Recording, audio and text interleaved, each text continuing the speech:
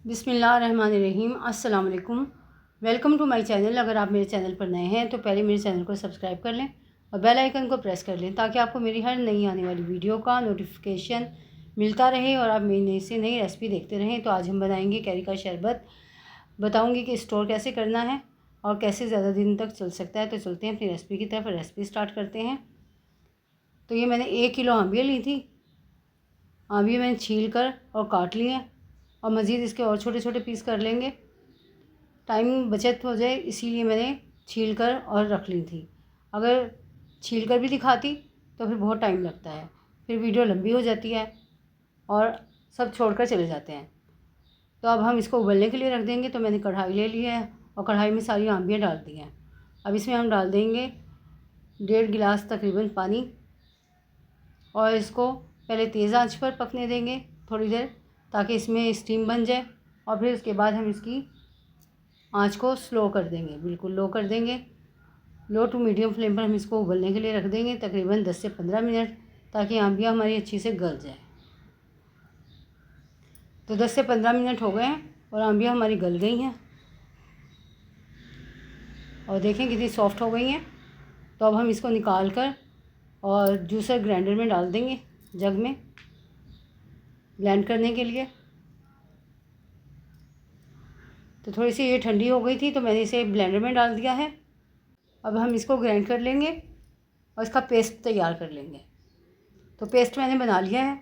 अब इसमें हम पुदीना ऐड करेंगे। ये देखें पेस्ट ऐसा महीन पिस गया है। अब मैं इसमें पुदीना ऐड कर दूंगी। तो पुदीना मैंने लिया है 1 मुट्ठी और इसके पत्ते लिए हैं, टहनियों समेत नहीं लिया, पत्ते लिए हैं क्योंकि अगर टहनी के साथ लेते हैं तो फिर कड़वापन आ जाता है।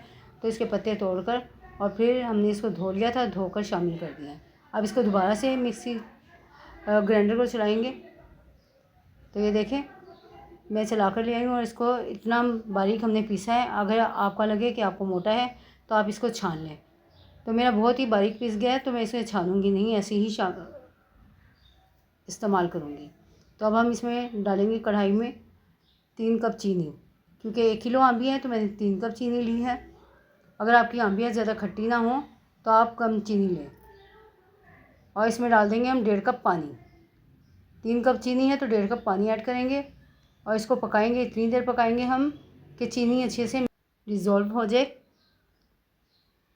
तो इसको चलाएंगे साथ साथ ताकि नीचे चीनी जमे ना। अगर इसको चलाएंगे नहीं तो चीनी नीचे से जम जाएगी और फिर जल जाएगी, फिर इसमें कड़वापन आ जाएगा। इसलिए इसको चलाएंगे। तो तकरीबन 6 से 7 मिनट लगेंगे चीनी को डिज़ोल्व होने में और चीनी अच्छे से डिज़ोल्व हो जाएगी। तो फिर हम इसमें जो हमने पेस्ट तैयार किया है कैरी का वो ऐड करेंगे। तो चीनी अच्छे से डिज़ोल्व हो गई है। अब मैं इसमें पेस्ट ऐड कर दूंगी जो हमने पेस्ट तैयार करके रखा है।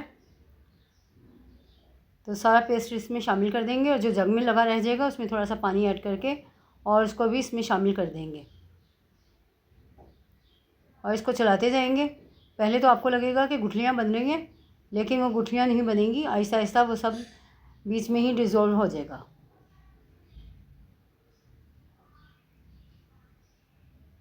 तो इसको तकरीबन 6 से 7 मिनट पकाएंगे हम। और एक तार का हमने शीरा नहीं बनाना, सिर्फ इसको गाढ़ा करना है कि इसमें चिपचिपाहट आ जाए, इतनी देर पकाएंगे। और साथ ही हम इसमें कुछ मसाले ऐड करेंगे। तो सबसे पहले मैं इसमें ज़ीरा ऐड करूँगी। ज़ीरा मैंने बारीक पीस लिया था और 1 टेबलस्पून ज़ीरा लिया है, इसको भूनकर और बिल्कुल बारीक पीस लिया था, तो वो शामिल कर दिया है।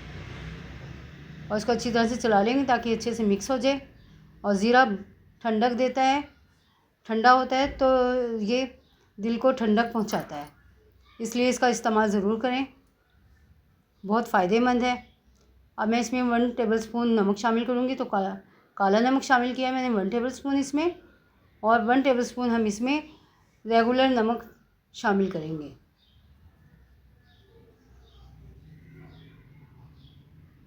आप अपने टेस्ट के मुताबिक कम बढ़ती कर सकते हैं नमक को।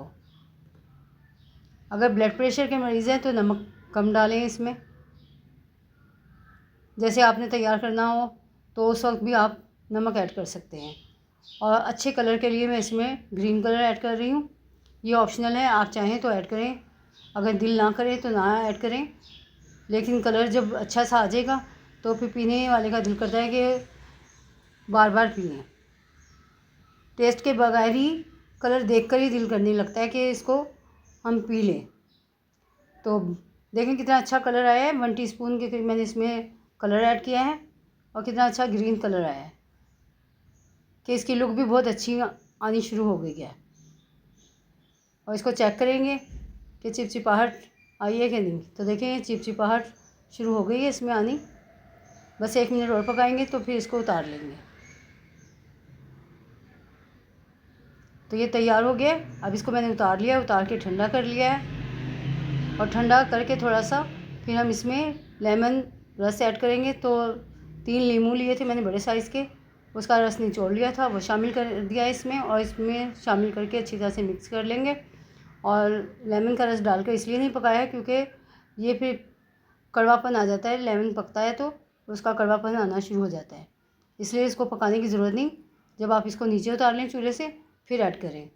एक तो ये शेल्फ़ लाइफ बढ़ाता है और ऊपर से इसका भी टेस्ट इन्हेंस करता है इसको। तो ये अच्छे से ठंडा हो गया है। अब हम इसको किसी जार में ऐड कर लेंगे, किसी बोतल में, जिसमें आपने स्टोर करना हो उस बोतल में डाल के इसको स्टोर कर दें।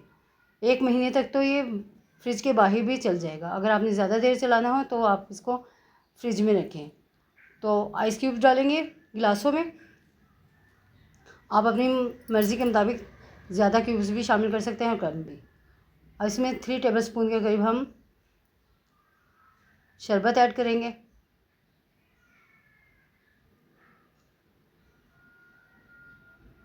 और अब पानी ऐड करेंगे इसमें। तो ठंडा पानी ऐड करूँगी मैं इसमें।